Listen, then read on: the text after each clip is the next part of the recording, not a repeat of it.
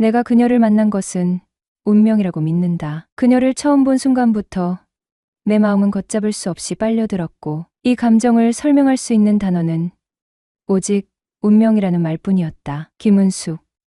나이 40. 그녀의 새하얀 피부와 수려한 이목구비는 공년배의 아줌마들보다 훨씬 젊어 보였다. 그녀는 어머니와 스포츠 센터에서 함께 에어로빅을 하며 알게 된 분이었다. 처음 만난 날 그녀는 반갑게 내게 인사를 건넸다. 너가 창식이구나? 그녀는 환한 미소로 말을 이었다. 엄마가 아들 자랑을 하도 많이 해서 다 알아. 언니는 잘생긴 아들 둬서 좋겠네라는 그녀의 한마디는 내 얼굴을 뜨겁게 만들었다. 세련된 말투와 밝은 에너지는 단숨에 그녀를 특별한 사람으로 느끼게 했다. 그녀는 좀 달랐다. 평소 엄마와 가깝게 지내던 아줌마들과는 말이다. 알고 보니 그녀는 엄마가 평소 다니던 에어로빅 강사였고 한참 어렸다. 재작년 그녀와 이런저런 얘기를 나누다가 우리가 같은 고향 출신이며 고등학교에서 직속 선후배 관계였다는 것을 알게 되면서부터 더 가까워졌다. 그 만남 이후로도 그녀는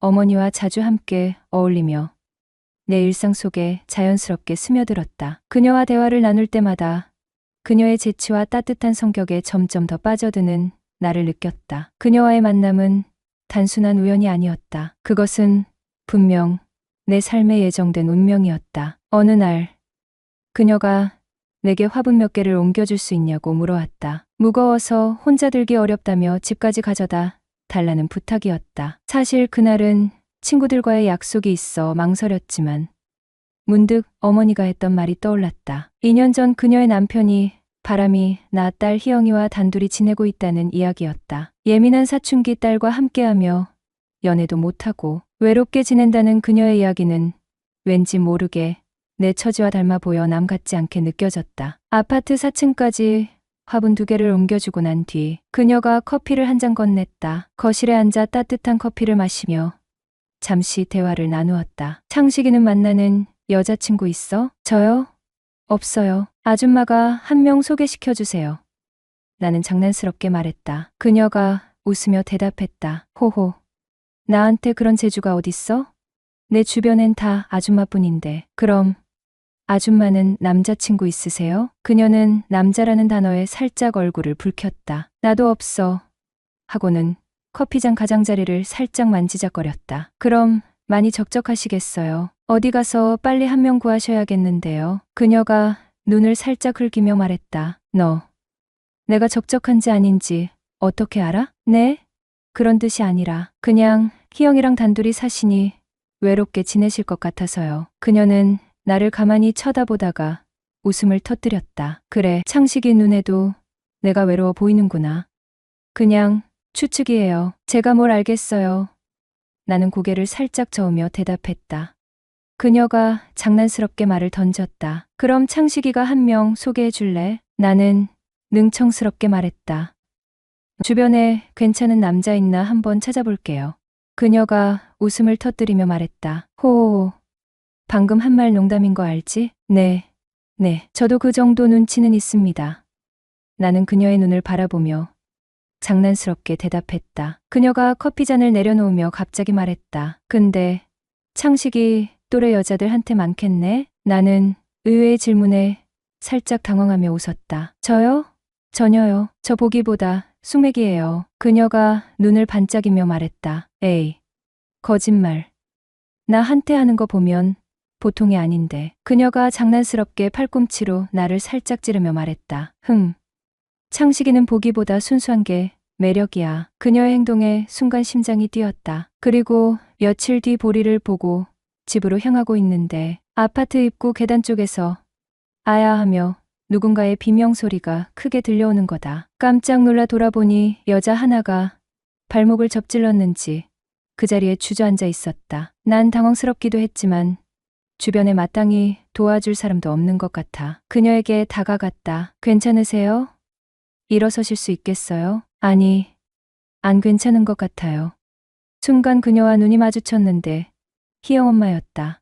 어머, 창식아, 나 좀 도와줄래? 네, 부축해드릴게요. 하며 손을 내밀어 주저앉아 있던 그녀를 부축해서 일으켰다. 움직일 수 있겠어요? 근데 지금 바로 무리하지면 안 되는데. 여기 잠시 앉아 쉬다가 조금 괜찮아지면 움직이죠? 그럴까? 난 곧장 약국으로 뛰어가 파스를 하나 사왔다. 그리고 그녀의 신발을 벗겼다. 어머나, 누가 보면 어쩌려고. 지금 누가 보는 게 중요해요. 사람이 다쳤는데 가만히 있어 보세요. 파스를 붙이기 전 발목 상태를 이리저리 살펴보며 꼼꼼히 체크를 했다. 창식아, 나 부끄러워. 아니, 다쳤는데 제 앞에서 체면 차리고 남들을 그리 의식을 하세요. 좀만 있어봐요. 혹시 몰라. 꼼꼼히 발목을 살펴보니 큰 부상은 아닌 듯 했다. 파스를 붙이고 잠시 쉬었더니 괜찮아졌다고 했다. 창식이 아니었으면 혼자 난리블루스가 났을 텐데 말야. 생각만 해도 끔찍하네. 그럼 오늘만큼은 아줌마한테 제가 구세주인가요? 그치. 그런 셈이지. 창식아 수고했는데 아줌마가 만나고 사줄 테니 맛있는 거 먹으러 가자. 그나저나 창식이는 어때? 시간 괜찮겠어? 저야 남는 도는 게 시간이죠. 창식이 뭐 먹고 싶어? 아니, 괜찮아요. 아냐, 정말 수고했는데 아줌마가 맛있는 거 사줘야지. 그럼 저 스테이크랑 와인 먹고 싶어요. TV에 나오는 멋진 곳에서요. 그럴까? 그럼 나도 간만에 데이트하는 기분 내보지 뭐. 하며 살짝 웃는 그녀의 얼굴. 서로 당황스러운 시간을 보내어서 그런가. 잠깐의 스킨십이라도 있어서 그런가. 어딘가 모르게 그녀와 가까워진 느낌이었다. 그리하여 가장 가까운 스테이크 전문점으로 향했다. 주문을 하고 먼저 나온 음료를 마시고 있는데 그녀가 표정이 그리 밝지 못했다. 나중엔 안 사실이지만 그곳은 전 남편과 희영이가 자주 외식하던 곳이었다고 했다. 아줌마 표정이 무슨 고민이 있는 것 같네요. 아무 일도 아냐. 발목 때문에 신경 쓰여서 그런 거지. 정말이죠? 괜히 걱정했네요. 호호. 내 걱정을 왜 내가 해. 모르겠어요. 저도 남자라 그런가. 괜히 신경 쓰이네요. 뭐라고? 남자라 그런다고. 호호. 너가 무슨 남자야. 어린애지. 아줌마 저 나이가 몇인데 무슨 어린애 취급이에요. 저 26살이라고요. 26이면 나한테는 애기지. 애기야. 그녀는 나를 빤히 바라보며 입가에 엷은 미소를 지으며 나에게 대답했다. 나는 그녀의 미소가 너무 아름답다는 생각을 하면서 곧바로 그녀에게 그 말을 해주었다. 사실 어느 여자인들 아름답다는 칭찬에 무관심할까? 아줌마, 그렇게 웃는 모습이 너무 아름다우세요. 창식이 너 자꾸 왜 그래? 혹시 나한테 남자로 보이고 싶은 거야? 그런 말로 자꾸 나한테 장난치지 마. 장난 아닌데요. 이쁜 걸 이쁘다고 말도 못하나요? 암튼 제가 지금까지 보아왔던 어떤 여자보다도 아름다우세요. 나의 칭찬에 그녀는 얼굴을 붉히며 웃음 지었다. 창식아, 시간도 되었고 한데 가까운 식당에서 같이 식사나 할래? 네. 좋아요. 나는 그녀의 제이의 얼굴을 한참 동안 쳐다보다가 수락했다. 우리는 식사를 하면서 많은 이야기를 나누었다. 아줌마, 실례지만 나이는 어떻게 되시는지. 어머, 여자 나이 함부로 묻는 것은 실례야. 하지만 이렇게 창식이에겐 특별히 가르쳐 주는 거야. 나 올해 40이야. 네? 40살이라고요? 아이고, 전 30도 안 된 줄 알았어요. 내 얼굴이 좀 앳돼 보이긴 해. 그나저나 하는 것도 없이 자꾸 나이만 먹어가고 있네. 나는 그녀의 나이보다 특별이라는 말이 묘하게 가슴을 울렸다. 잠깐 동안 침묵이 흘렀다. 창식아, 무슨 생각하니? 아줌마를 어떻게 한번 꼬셔볼까 하고요. 그녀의 갑작스러운 물음에 나는 마음속에 생각하고 있던 말을 엉겁결에 뱉어내고 말았다. 그러자 그녀는 얼굴을 더욱 빨갛게 물들이며 고개를 숙였다. 나는 어색해진 분위기를 돌리기 위하여 그녀에게 연락처를 알려달라고 했다. 그러자 그녀는 잠시 머뭇거렸다. 왜? 저랑 연락하고 지내는 거 싫으세요? 아니, 그런 게 아니라 연락처 알려주면 너가 날 이상하게 생각할까봐. 조금 망설이게 되네. 왜요? 계속 연락해서 들이댈까 봐요. 아, 창식이처럼 매력적인 남자가 들이대면 나야 좋지. 근데 혹여나 이상한 소문이라도 나면 어째? 언제는 남자 아니고 애기라면서요? 너가 아까부터 이상한 플러팅을 자꾸 하니깐 그때부턴 남자로 보이네. 호호. 조심해서 만나면 되죠. 그리고 우리 둘을 누가 이상하게 보겠어요. 그래도 좀. 이후 그녀와 개인적으로 연락을 하며 지냈다. 그리고 보름이 지났다. 희영 엄마에서 먼저 연락이 왔다. 희영이 학교에서 수련회 갔어. 집에 아무도 없는데 놀러 올래? 우리의 만남이 본격적으로 이뤄진 게 그때부터였다. 나는 솔직히 연상에 대한 로망을 가지고 있던 것도 아니고 당시 여친과 갑자기 헤어지고 나서 외로움을 엉뚱한 데서 풀고 싶은 일탈 정도였달까? 네, 가는데 20 정도 걸려요. 그래, 천천히 와. 너 좋아하는 찜닭 만들어 놓고 있을게. 집에 가는 내내 여러 생각이 들었다. 영화에서 보는 그런 스토리가 전개될 수 있을까?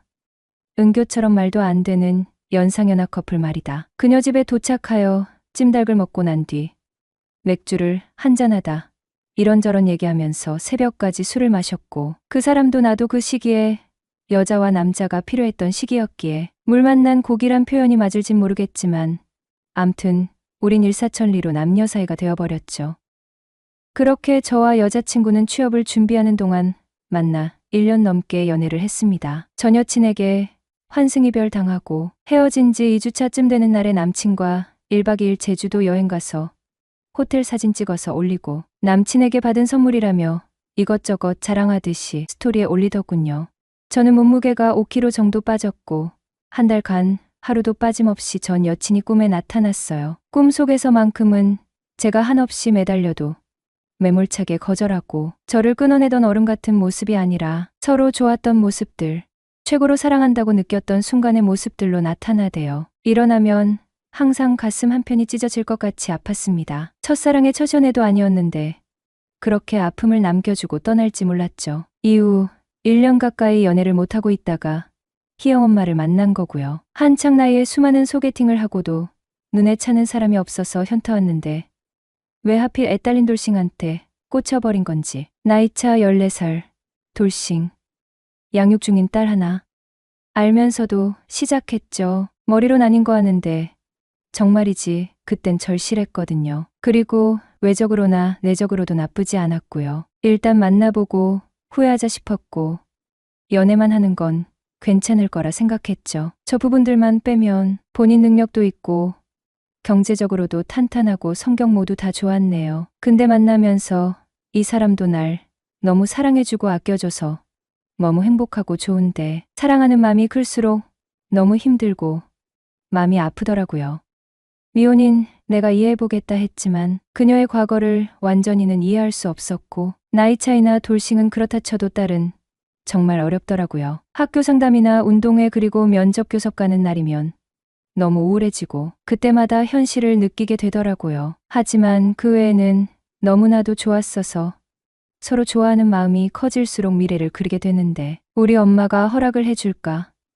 나랑 결혼해서 아기를 낳으면 우리 가정에 충실할 수 있을까? 만약에라는 가정이 꼬리에 꼬리를 물고 그런 생각을 하니까 일에 대한 확신을 못하겠더군요. 상대는 아낌없이 나한테 다 주려 했고 나한테 오고 싶어 했는데 그럴 때마다 내가 힘들어하고 내가 확신 없는 모습을 보이니 본인도 상처였나 봐요. 안 그래도 이혼이란 큰 상처가 있는 사람인데 자기도 얼마나 힘들었겠어요. 다시 큰 용기 내서 잘해보려 해도 현실이 힘드니 상처였겠지요. 서로 너무 사랑하지만 상처뿐인 연애라 머릿속으론 둘 다 헤어져야 한다는 걸 알았지만 계속 붙잡고 이어오다가 결국과 마음 커지기 전에 끝이 보이는 연애라면 정리하자는 그의 말에 헤어지게 되었어요. 이게 맞는데 왜 마음이 이렇게 아픈지 이별 한두 번 해본 것도 아닌데 마음이 남아있는 상태에서 현실적인 것 때문에 헤어져서 그런가 봐요.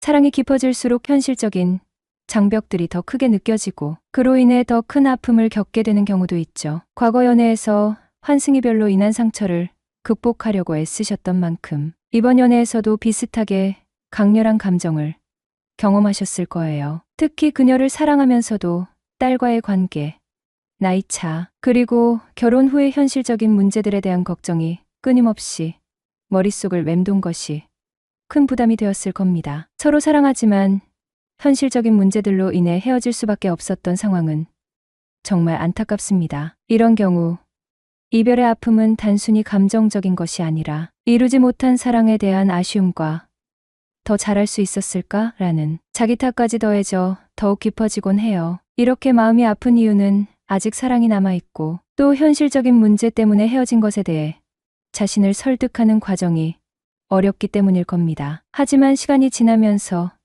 자신이 했던 선택의 이유를 점점 더 이해하게 될 거예요. 지금은 감정이 정리되지 않아 힘들겠지만 이런 경험을 통해 본인의 감정과 상황을 더 깊이 이해하는 계기가 될 수 있을 거예요. 지금 당장은 너무 스스로를 몰아붙이지 말고 천천히 감정을 소화해 나가며 조금씩 일상으로 돌아가길 바라요. 그리고 이번 경험을 통해 자신에게 더 적합한 관계와 사랑의 형태에 대해 천천히 고민해 보면 좋을 것 같습니다. 힘든 시간을 보내고 있는 당신에게 위로와 응원의 마음을 보냅니다.